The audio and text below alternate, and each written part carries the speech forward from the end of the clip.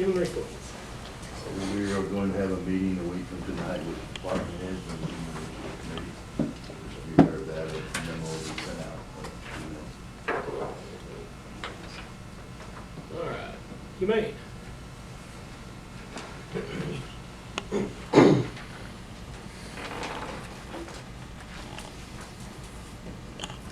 We have been extremely busy. Last week I did talk with Lisa and asked that she speak with our committee about being on emergency only just for a few days because of we were literally out of room.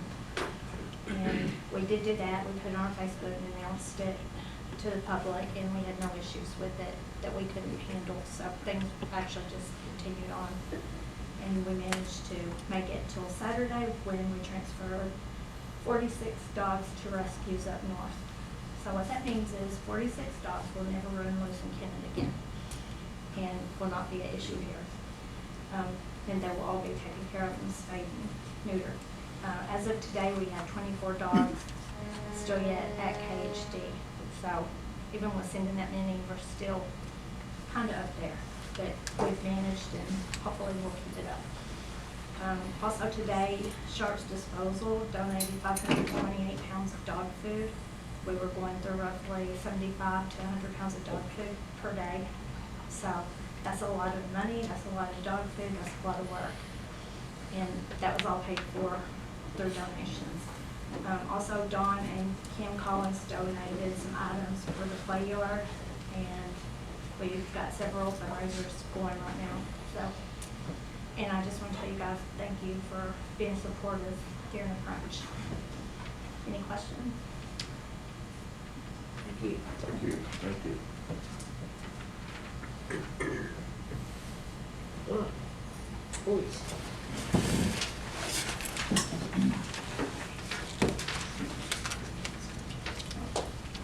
Mayor, council, just a couple things real quick. This past week, we participated in the statewide speed enforcement campaign. We had about 5 officers come in and work. In my eyes, it was a success. The main goal was to just slow people down and reduce the number of accidents. That's the whole target for the whole campaign. We'll have another one coming up on August 27th. This will be a alcohol enforcement campaign. Will just be paid for by MoDOT funds on our MoDOT grant to pay officers to come in and work. We used to. Other than that, I do have one thing I touched just a little bit on what Chief Spain was saying a while ago about the pay. I did talk to Brenda and Tanya about it just briefly.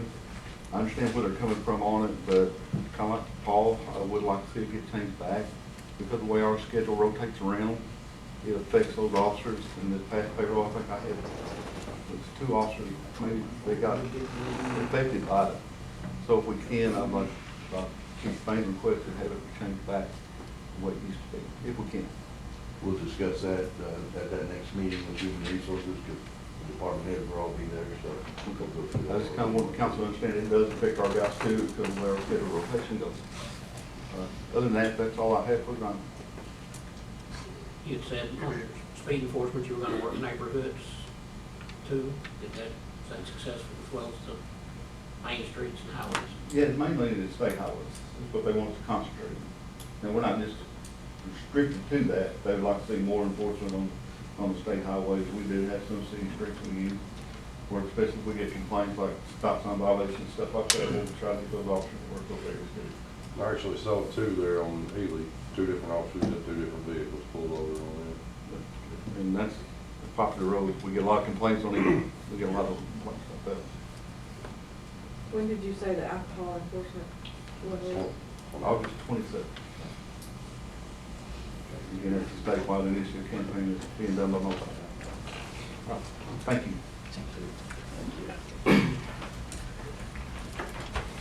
Free. Mayor, council members, we don't have a lot, just a little bit of some updates. I talked to Tag Truck about our pen work that they've got up there, and they got a lot of the body work done, but they're waiting on parts for the bed. Said it could be anywhere from 2 to 4 weeks depending on if they can get the parts pretty quick, a couple of weeks, if not, maybe 4 weeks. But they're having issues getting them from the, bed manufacturer. Knuckles Contractors, right at this time, we're working at Walnut and Lee and Everett and Lee. They've got one half of each intersection done. They're working on getting that second half done. When they get finished, they'll be moving to Butler Drive and 8th and Ricky Road. The street department is getting ready to pour concrete on the north side of Washington Street from Farrar Street down to Frisco. So we can, I knew it could come up with it. I'm surprised it didn't forget Farrar Street. That'll get it down pretty much all the way down Washington, hooked to the walking trail. We're also gonna have Knuckles Contractors look at some more concrete on Full Street. After they got finished with the intersection, Councilman Hunter called me and we discussed some water being backed up on north of where they did the intersection. We got a couple of slabs there that are not in real good shape, so we're gonna have them get us a price on tearing that out and redoing it also. And that's all we've got for street department, unless y'all have any questions. We'll get that, turn around that sign tomorrow. Storm? Just the only thing I'm gonna throw in, Keith's gonna talk about the rest of it, but, waiting for the insurance information to get in, so we can start, getting the sweeper going. And so it is in, but we've just gotta make sure we're insured as we should be. And that's become a little bit of a hassle, but it'll get taken care of with a little bit of time. Go ahead. Hopefully next couple of days. We got Buffalo Ditch finished mowing it, and they're getting ready to start on Snipe Slough here next few days. Along some of our stormwater work, we've trimmed around all the outfalls and got them cleaned up where they can be seen, and we've got 10 of them have signs up around them. We started at Ely, is where number 1 is, headed south. We've got to do so many a year for the stormwater plan for over the next 5 years, and so we're ahead of the game on the stormwater plan now. We're not behind the ball anymore. So kind of them starting everything over kind of helped us out a little bit. In a way, they changed a lot of stuff, but it's coming along. That's all we've got, unless y'all have any questions. Thank y'all. Thank you. All right, industrial, That's the first topic. senior citizens. Oh, we're meeting Thursday. Okay. And anything on the hospital? Yes, I have a report tonight, actually. I talked to the chief architect for the new hospital, and one thing, he was very complimentary of Victor, and I think Victor's gonna get a meal or something out of it. I'm sure I won't be invited. It'll just be a happy one. Yeah, just a happy man, that'll work. But he's in the midst of getting this stuff, getting everything taken care of in terms of the architectural plan. And when he gets that done, he said he will be presenting that to Platinum Neighbors, and Platinum Neighbors will be coming to Kennett before too long to give an update to us and, as a community on what they're doing. A couple of the things he said, though, is they're gonna make a new entrance at the front, and they're going to get rid of the stairs and have the main entrance to the facility coming through the front of the hospital, rather than the way a lot of people have used the back of it over the years. They want to eliminate the stairs at the front of the facility as well. A crew's been working to clean out the hospital for several weeks now, and we've been kind of counting the dumpsters that have been pulled out of there. And there's a sizable number. Friday, I believe they had about 25 people out there cleaning the hospital out. It's pretty much reduced to the exposed aluminum 2x4s. Kind of interesting to see, looking in there and just seeing the aluminum 2x4s. Unfortunately, the crew is all of them except for 3 are out right now with COVID issues, but they'll get back to that as soon as they're physically able to. But they are ahead of the schedule at the present time, and the areas of asbestos have been identified and are being addressed as well. he told me the inside of the hospital is going to be completely remodeled and modernized, so everything that's in the interior will be gone right now, as of now. Maintenance building is not too important, but I'm gonna tell you what I know. The maintenance building is going to be moved to the back of the facility rather than on the east side.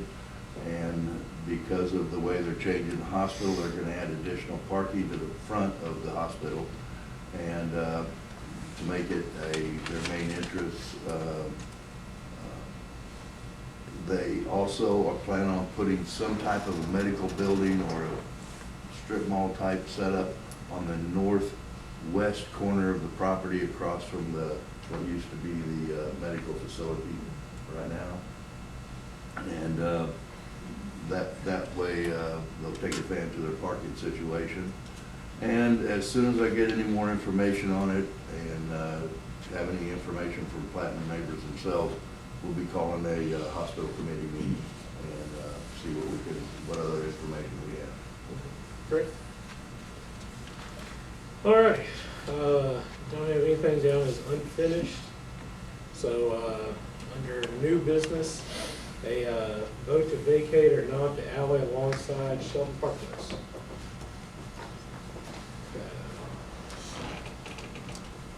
That's what we need to discuss a little bit more. Okay. It is an alley on paper, but nobody can use it, and that's, I mean, we all know this. There's some, the CLGW has some utilities there. Whether we say it's an alley, whether we don't say it's an alley, the utilities are still gonna be there, and the city we are the ones that are gonna be responsible for cleaning up something that doesn't really need to be cleaned up, in my opinion.